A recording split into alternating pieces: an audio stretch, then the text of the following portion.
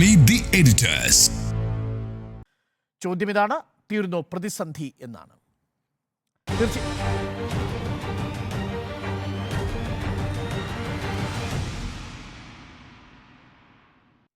പ്രതിസന്ധി തീർന്നു എന്ന് തന്നെ വ്യക്തമാണ്. കാരണം ഇപ്പോൾ സമരം അവസാനിച്ചിരിക്കുന്നു. അതുകൊണ്ട് കഴിഞ്ഞ ചർച്ച നടന്നുകൊണ്ടിരുന്ന പകുതിയാകുമ്പോഴാണ് ക്യാബിൻ ക്രൂ തന്നെ പറയുന്നത്, എൻ്റെ ഇമെയിലിൽ ഒരു സന്ദേശം വന്നിരിക്കുന്നു, നാളെ ജോലിക്ക് ഹാജരായിക്കോളൂ എന്ന് എംപ്ലോയീസ് അസോസിയേഷൻ്റെയും HR-ൻ്റെയും മെയിൽ വന്നിരിക്കുന്നു. സമരം വിജയകരമായിട്ടാണ് ഒത്തുതീർന്നത് എന്നതാണ് ഞാൻ മനസ്സിലാക്കുന്നത്. പക്ഷേ ഈ സമരം വളരെ പ്രധാനപ്പെട്ടതാണ്. 2012 ശേഷം ഇന്ത്യയിലെ വ്യോമയാന മേഖലയിൽ നടന്ന ഏറ്റവും വലിയ പ്രതിസന്ധിയായിരുന്നു അത്. നമ്മളിപ്പോൾ ചർച്ച ചെയ്ത എയർ ഇന്ത്യ എക്സ്പ്രസിൻ്റെ വിഷയം കൂടാതെ മറ്റൊരു വിഷയം കൂടി ഉണ്ടായിരുന്നു. അത് വിസ്താര എയർലൈൻസ് എന്ന് പറയുന്ന എയർലൈൻസിലുണ്ടായിരുന്ന പൈലറ്റുമാരുടെ പണിമുടക്കായിരുന്നു. യഥാർത്ഥത്തിൽ ഇത് രണ്ടും സംഭവിച്ചിരിക്കുന്നത് അവരുടെ നേരത്തെയുള്ള CEO പറയുന്നത് പോലെ ഇതൊരു ടർഫ് വാറായിരുന്നു. ഒരു പുതിയ കമ്പനി ഏറ്റെടുക്കുന്നു. 2 കമ്പനികളാണ് എയർ ഇന്ത്യ ഏറ്റെടുക്കുന്നത്. ഒന്ന് വിസ്താരയെ എയർ ഇന്ത്യ ഏറ്റെടുത്തത് മെയിൻ ലൈനറായിട്ട് നിലനിർത്തുന്നു. അതോടൊപ്പം തന്നെ ലോ കോസ്റ്റ് കാരിയറായിട്ട് എയർ ഇന്ത്യ എക്സ്പ്രസ് എയർ ഏഷ്യയെ കൂടി ഏറ്റെടുക്കുന്നു. ഈ 2 മെർജിങ് നടക്കുന്ന 2022 രത്തൻ ടാറ്റ ഏറ്റെടുത്തതിന് ശേഷമാണ്. ടാറ്റ വരുന്നു എന്ന് കണ്ടപ്പോൾ തൊഴിലാളികളെല്ലാം വളരെ പ്രതീക്ഷയോടുകൂടിയാണ് കാത്തിരുന്നത്. കാരണം TCS പോലെയുള്ള കമ്പനികളൊക്കെ അങ്ങേയറ്റം തൊഴിലാളി സൗഹൃദമായിട്ട് പെരുമാറുന്ന കമ്പനികളാണ് ടാറ്റയുടെ കമ്പനികളിൽ. ടാറ്റയും റിലയൻസും തമ്മിലുള്ള വ്യത്യാസവും അതാണല്ലോ. പലപ്പോഴും റിലയൻസ് കൊടുക്കുന്ന സമ്മർദ്ദം ടാറ്റ കൊടുക്കാറില്ല എന്നുള്ളതുകൊണ്ട് ടാറ്റ മാന്യനായ മുതലാളിയാണ് എന്നെപ്പോഴും തൊഴിലാളികൾ തന്നെ പറയും. അപ്പോൾ ടാറ്റ ഏറ്റെടുത്തതിന് ശേഷം എന്താ സംഭവിച്ചതെന്ന് ചോദിച്ചാൽ, വിസ്താര എയർലൈൻസിൽ സംഭവിച്ചതും ഈ എയർ ഏഷ്യയിൽ സംഭവിച്ചതും സമാനമായ കാര്യമാണ്. ഏറ്റെടുത്തിട്ട് എയർ ഇന്ത്യക്ക് മേൽ വിസ്താര എയർലൈൻസിലെ സീനിയർ ക്രൂ ആധിപത്യം സ്ഥാപിച്ചു. അതോടുകൂടി എയർ ഇന്ത്യയിലെ തന്നെ ജീവനക്കാരും വിസ്താരയിലെ ജീവനക്കാരും തമ്മിൽ അഭിപ്രായ വ്യത്യാസം ഉണ്ടാകുന്നു. അവിടെ സീനിയോറിറ്റി വിഷയമാവുന്നു. അവരുടെ റോസ്റ്റർ മാനേജ് ചെയ്യുന്ന കാര്യത്തിൽ മിസ്മാനേജ്മെൻറ്റ് സംഭവിക്കുന്നു. ഓഫ് ഡ്യൂട്ടിയിലാകുമ്പോൾ പോലും 12ഉം 13ഉം കോളുകൾ പൈലറ്റുമാർക്ക് വരികയാണ് ഓൺ ഡ്യൂട്ടിയിലേക്ക് വരാൻ വേണ്ടി. പലപ്പോഴും നമ്മളൊക്കെ സ്ഥാപനത്തിൽ ജീവനക്കാരായിട്ടിരിക്കുമ്പോൾ നമ്മൾ അനുഭവിച്ചിട്ടുണ്ട് ഈ സമ്മർദ്ദം. പക്ഷേ ഇതങ്ങനെയല്ല. ഒരു മാസത്തിൽ 12-13 ഓഫുകൾ കട്ട് ചെയ്യേണ്ടി വരുന്ന അവസ്ഥയുണ്ടാകുന്നു. അവർക്ക് അവരുടെ വീടിൻ്റെ പരിസരത്ത് നിന്നും അവരുടെ ജോലി സ്ഥലം മറ്റു രാജ്യങ്ങളിലേക്ക് തുടർച്ചയായിട്ട് പോകേണ്ടി വരുന്നു. ഈ ലോ കോസ്റ്റ് എയർലൈനിലേക്ക് വന്നാൽ ഇത് കൂടാതെ ഈ എയർ ഇന്ത്യ എക്സ്പ്രസ്സിലേക്ക് ജീവനക്കാരെന്ന് പറയുന്നത് സാധാരണ ഒരു സീനിയർ ക്യാബിൻ ക്രൂ ഉണ്ടെങ്കിൽ അയാളുടെ ഒപ്പം 4 ക്യാബിൻ ക്രൂ കൂടി വേണം. 5 പേരുണ്ടെങ്കിലാണ് ഒരു എയർക്രാഫ്റ്റ് കരിയർ കൊണ്ടുപോകാൻ കഴിയുക. ഈ എയർക്രാഫ്റ്റ് കരിയർ കൊണ്ടുപോകുന്നതിനുള്ള ക്യാബിൻ ക്രൂ അവർക്ക് താമസം കൊടുത്തിരിക്കുന്ന അക്കോമഡേഷൻ ഫെസിലിറ്റി ചീപ്പായ അക്കോമഡേഷൻ ഫെസിലിറ്റിയാണ്. എൻ്റെ ഒരു സുഹൃത്തിൻ്റെ ഭാര്യ ഇവിടെ കാക്കനാടുള്ളതാണ്, ക്യാബിൻ ക്രൂ ആണ്. അവരെനിക്ക് അയച്ചു തന്നു. അവർ കഴിഞ്ഞ തവണ ബോംബെയിൽ പോയി തിരിച്ചു വന്നപ്പോഴുള്ള ദൃശ്യങ്ങൾ അക്ഷരാർത്ഥത്തിൽ നമ്മളെ ഞെട്ടിക്കുന്നതാണ്. സാധാരണക്കാരനായ ഒരു വ്യക്തിക്ക് പോലും മാന്യമായിട്ട് പെരുമാറാൻ കഴിയാത്ത തരത്തിലുള്ള ടോയ്ലറ്റുകൾ കൊടുക്കുന്നു, വളരെ മോശമായിട്ടുള്ള ബെഡ്സ് കൊടുക്കുന്നു, ഒരു സുരക്ഷയുമില്ലാത്ത ഹോട്ടലുകളിൽ ഇവരെ അക്കോമഡേറ്റ് ചെയ്യുന്നു. അപ്പോൾ സ്ത്രീ ക്യാബിൻ ക്രൂകൾ ഈ പരാതിയായിട്ട് 6 മാസം മുമ്പ് ഉന്നയിച്ച വിഷയമാണ്. ഒരു തീർപ്പും ഉണ്ടായില്ല. അതുകൂടാതെയാണ് 80,000 മുതൽ 1,40,000 രൂപ വരെ പൈലറ്റുമാരുടെ ശമ്പളത്തിൽ അവരുടെ അലവൻസുകളുടെ കാര്യത്തിൽ വെട്ടിക്കുറവുണ്ടാകുന്നു. 70 മണിക്കൂർ അവർക്ക് എയർ ടൈമിൽ അവർക്ക് അലവൻസ് കിട്ടിയത് 40 മണിക്കൂറായിട്ട് ചുരുങ്ങുന്നു. അപ്പോൾ ഇങ്ങനെ ഒട്ടേറെ പ്രധാനപ്പെട്ട കാര്യങ്ങൾ തൊഴിലാളി വിരുദ്ധമായിട്ട് സംഭവിക്കുന്നു. അത് ആർക്ക് ബോധ്യപ്പെട്ടു? അത് ലേബർ കമ്മീഷണർക്ക് ബോധ്യപ്പെട്ടു.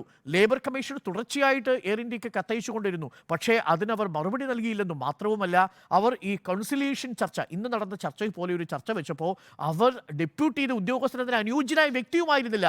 അത്ര ലാഘവത്തോടു കൂടിയാണ് ഈ തൊഴിലാളികളുടെ പ്രശ്നം എയർ ഇന്ത്യ മാനേജ്മെൻറ്റ് കൈകാര്യം ചെയ്തത് എന്നതിൻ്റെ സൃഷ്ടിയാണ് യഥാർത്ഥത്തിൽ സംഭവിച്ചത്. സാധാരണ ഇതിൽ മെർജിംഗ് ഒക്കെ വരുമ്പോൾ ഇത്തരം പ്രശ്നങ്ങൾ ഉണ്ടാകും. പക്ഷേ ഇത് ഇന്നും നാളെയും പരിഹരിക്കാമെന്ന് കരുതി 6-7 മാസമായി നിലനിന്നൊരു വലിയ പ്രതിസന്ധിയാണ് ഒടുവിൽ ഒരുമിച്ച് 200-ലധികം ജീവനക്കാർ പണിമുടക്കി പോയപ്പോൾ സംഭവിച്ചത്. അതൊരു മിന്നൽ പണിമുടക്കല്ല എന്നതാണ് ക്യാബിൻ ക്രൂ പറയുന്നത്. തങ്ങൾ നേരത്തെ തന്നെ ഈ വിഷയം അവതരിപ്പിച്ചിരുന്നു. സിക്ക് ലീവ് എടുത്തു, പലർക്കും ലീവുകൾ ഉണ്ടായിരുന്നു. പക്ഷേ വളരെ പെട്ടെന്ന് എടുത്തപ്പോൾ യാത്രക്കാരാണ് അപകടത്തിലായത്. പക്ഷേ എന്താ സംഭവിച്ചതെന്ന് ചോദിച്ചാൽ, ഇനി വരാൻ പോകുന്ന നാളുകളിൽ എയർ ഇന്ത്യക്ക് ഇങ്ങനൊരു മോശം ടാഗ് വന്നു കഴിഞ്ഞിരിക്കുന്നു. അതിൽ നിന്ന് രക്ഷപ്പെടുക അത്ര എളുപ്പമാവില്ല. പക്ഷേ ഇനിയുള്ള ദിവസങ്ങൾ നമ്മൾ കാത്തിരിക്കുന്നതും അതാണ്.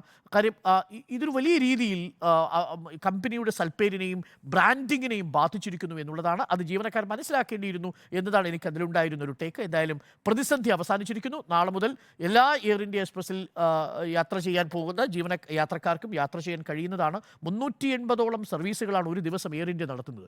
എയർ ഏഷ്യ ടേക്ക് ഓവർ ചെയ്തതിന് ശേഷം അവരുടെ 70 ഏകദേശം 4-5 മടങ്ങോളം വർദ്ധിച്ചു അവരുടെ സർവീസുകൾ.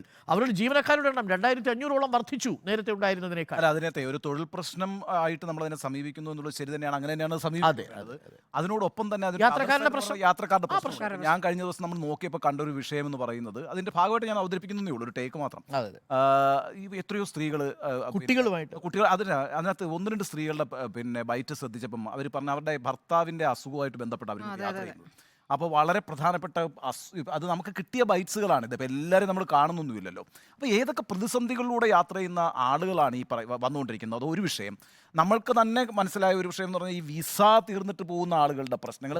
വേറെ ചില തരത്തിലുള്ള പിന്നെ ഇതൊരു അവശ്യ സർവീസാണ് എന്തൊക്കെ പറഞ്ഞാൽ പോലും, ഇറ്റ്സ് എൻ എസെൻഷ്യൽ സർവീസ്. അപ്പോൾ അങ്ങനെ വരുമ്പോൾ ഉണ്ടാകുന്ന ഒരു മാനുഷിക പ്രശ്നമുണ്ട്, ഇതിനകത്തൊരു മനുഷ്യാവകാശ പ്രശ്നമുണ്ടെന്ന് ഞാൻ വിചാരിക്കുന്നു. തൊഴിലാളി പ്രശ്നത്തെ ഞാൻ അംഗീകരിക്കുന്നു, അത് പരിഹരിക്കപ്പെടേണ്ടത് തന്നെയാണ്. എങ്കിൽ പോലും ഇങ്ങനെ ഒരു വലിയ രീതിയിലുള്ള പണിമുടക്ക് നടത്തുന്നത് വലിയ രീതിയിൽ ആളുകളെ അവരുടെ ഒരു മനുഷ്യാവകാശ പ്രശ്നത്തിൻ്റെ വിഷയം കൂടി ഇതിനകത്ത് കാണണമെന്നൊരു അഭിപ്രായം എനിക്കുണ്ട്. ഇതിനകത്തുള്ള ഒരു പ്രധാനപ്പെട്ട പ്രശ്നം, ഫണ്ടമെൻ്റൽ ഇഷ്യൂ ആയിട്ട് ഞാൻ കാണുന്നതെന്ന് വെച്ച് കഴിഞ്ഞാൽ, എങ്ങനെയാണ് എയർ ഇന്ത്യ വിൽക്കേണ്ടി വരുന്നൊരു സാഹചര്യം ഉണ്ടാകുന്നത്? ഇത് സർക്കാർ നടത്തേണ്ടതല്ല ഇത്തരം ബിസിനസ്സുകളെന്നും ഇതിനൊക്കെ തന്നെയും കോർപ്പറേറ്റുകളാണ് യോഗ്യരായ ആളുകൾ എന്ന് നമ്മളെ കാലാകാലങ്ങളായി, അത് ഞാൻ NDA സർക്കാരിനെ മാത്രം കുറ്റപ്പെടുത്തുന്നില്ല, UPA സർക്കാരിൻ്റെ കാലഘട്ടത്തിൽ പ്രഫുൽ പട്ടേൽ വ്യോമയാന മന്ത്രിയായിരുന്നപ്പോൾ ഏറ്റവും കൂടുതൽ ചർച്ച ചെയ്തിട്ടുള്ള വിഷയം എന്ന് പറയുന്നത് എയർ ഇന്ത്യയുടെ പ്രൈവറ്റൈസേഷനാണ്. നിരവധി തവണ ബിഡ് ചെയ്തു. ഒടുവിൽ അവസാന ഘട്ടത്തിലാണ് ടാറ്റ അവരുടെ പഴയ സ്ഥാപനം ഏറ്റെടുത്തിട്ടുള്ളത് എന്ന് നമുക്ക് കാണാവുന്നതാണ്. അപ്പോൾ എയർ ഇന്ത്യ കൊടുക്കുന്നു, വിമാനത്താവളങ്ങൾ കൊടുക്കുന്നു, തുറമുഖങ്ങൾ കൊടുക്കുന്നു. ഇതൊന്നും ഞങ്ങൾക്ക് ചെയ്യാൻ കഴിയില്ല, ഇവരെ ബിസിനസ്സുകാർ ചെയ്താൽ എല്ലാം പെർഫെക്റ്റ്. എവിടെ ബിസിനസ്സുകാർ ചെയ്യുമ്പോൾ പെർഫെക്റ്റ് ആകുന്നത്? ഇവിടെ എന്തൊക്കെയാണ് ഈ പറയുന്ന തൊഴിലാളികൾ പറയുന്നത്? അവരുടെ തൊഴിൽ നിയമങ്ങൾ നഗ്നമായി ലംഘിക്കുന്നു, അവരുടെ ജീവനക്കാരുടെ പെരുമാറ്റത്തിൽ അസമത്വം ഉണ്ടാകുന്നു, സമീപനത്തിൽ തുല്യതയില്ല, സാലറി അടക്കമുള്ള അനുഭവങ്ങൾ അവഗണിക്കുന്നു, നിരന്തരമായ ആവശ്യം. ഇനി പോട്ടെ, ഈ തൊഴിലാളികളെ ദ്രോഹിക്കുന്ന രീതിയിൽ മാത്രം ചിലപ്പോൾ കോർപ്പറേറ്റുകൾ പ്രവർത്തിക്കുന്നു ആയിരിക്കാം. ഇവർ സർവീസ് നേരാവണ്ണം നടത്തുന്നുണ്ടോ? എയർ ഇന്ത്യയുടെ കാര്യത്തിനകത്ത് ബിസിനസ് ക്ലാസ് യാത്രയിൽ മോശപ്പെട്ട വിമാനങ്ങളിൽ പിന്നിൽ നിന്ന് 4ാമത്തെ സ്ഥാനമാണ്. ഏറ്റവും മോശപ്പെട്ട വിമാനയാത്രകളിൽ 4ാമത്തെ സ്ഥാനം എയർ ഇന്ത്യ ഇപ്പോഴും കൈവശം വെക്കുകയാണ്. 70% പേരും, ഇവിടെ ഒരു സർവേ നടന്നപ്പോൾ 70% പേരും ഈ എയർ ഇന്ത്യ കൃത്യത പാലിക്കുന്നില്ല. ഇതെല്ലാം ഒറ്റയടിക്ക് സൊല്യൂഷനല്ലേ പറഞ്ഞിരുന്നത്? നമുക്ക് ഇനിയിപ്പോൾ നമ്മൾ ഈ എയർ ഇന്ത്യ പോലെ മറ്റൊരു പ്രധാനപ്പെട്ട വിമാനത്താവളം, കേരളത്തിൽ നല്ല അന്തസ്സുള്ള കുറേ വിമാനത്താവളങ്ങളുണ്ട്. തിരുവനന്തപുരമുണ്ട്, കണ്ണൂരുണ്ട്, കരിപ്പൂരുണ്ട്, കൊച്ചിയിലുണ്ട്. കൊച്ചിയിൽ അതൊരു പരിധി വരെ ഒരു മെട്രോപൊളിറ്റൻ സിറ്റിയിലേക്ക് പോകുന്നതുകൊണ്ട് അതിൻ്റെ വയബിലിറ്റി ഉണ്ടാകുന്നുണ്ട്. കണ്ണൂരാണ് ഇന്ന് രാജ്യത്ത് ഏറ്റവും കൂടുതൽ സാധ്യതയുള്ള വിമാനത്താവളങ്ങളിലൊന്ന്. 2000 ഏക്കർ ഭൂമി വെറുതെ കിടക്കുകയാണ് അവിടെ. ഒരൊറ്റ വിമാനം കൊടുക്കില്ലല്ലോ. എന്തിനാണെന്നറിയാമോ? അവരുടെ അടുത്ത വർഷം അല്ലെങ്കിൽ അതിൻ്റെ അടുത്ത വർഷം ഇത് അദാനിയുടെ തന്തയുടെ വീട്ടിൽ പോകും. നോക്ക്, ഇതാണ് അവസ്ഥ. അപ്പോൾ ഇതിനെയൊക്കെ പ്രൈവറ്റൈസ് ചെയ്യാൻ വേണ്ടിയിട്ടുള്ള ഒരു ദുരുപദിഷ്ടിതമായ നീക്കം. ഞാൻ വേറൊരു കാര്യം കൂടെ പറയാം. പ്രഫുൽ പട്ടേൽ എന്ന് പറയുന്ന മന്ത്രി ഓർമ്മയുണ്ടല്ലോ, 1,00,000 കോടി രൂപയുടെ അഴിമതിയാണ് അന്ന് എയർ ഇന്ത്യക്ക് വേണ്ടി വിമാനം വാങ്ങിയതിൽ ഉണ്ടായിട്ടുള്ളത്. എന്ന് വെച്ചാൽ BJP അന്ന് ആക്ഷേപിച്ചിട്ടുള്ളതാണ്. ആ പ്രഫുൽ പട്ടേലിന് ക്ലീൻ ചിറ്റ് പാർട്ടിയിലേക്ക് എടുത്തു. ഇപ്പം എല്ലാം ബരാബറാക്കി കൊടുക്കുന്നുണ്ട്. കേസ് ക്ലോസ് ചെയ്തു. എല്ലാം സ്വകാര്യവൽക്കരിച്ചാൽ പരിഹരിക്കാൻ പറ്റും എന്നുള്ളൊരു തോന്നലായിരുന്നു. അത് തകർന്നിരിക്കുന്നു. ആദ്യമായിട്ട് ഡിസ്ഇൻവെസ്റ്റ്മെന്റ് മിനിസ്ട്രി ഉണ്ടാക്കിയത് BJP അല്ലേ?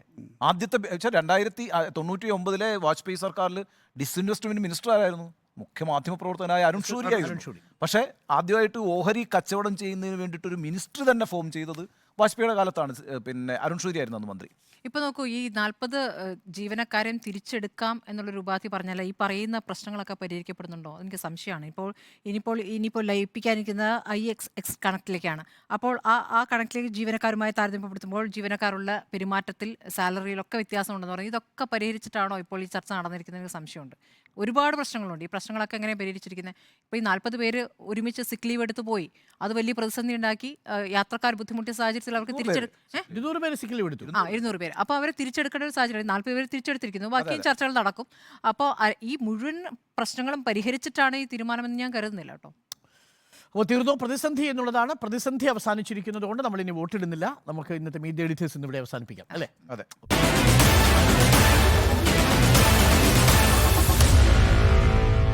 Meet the editors.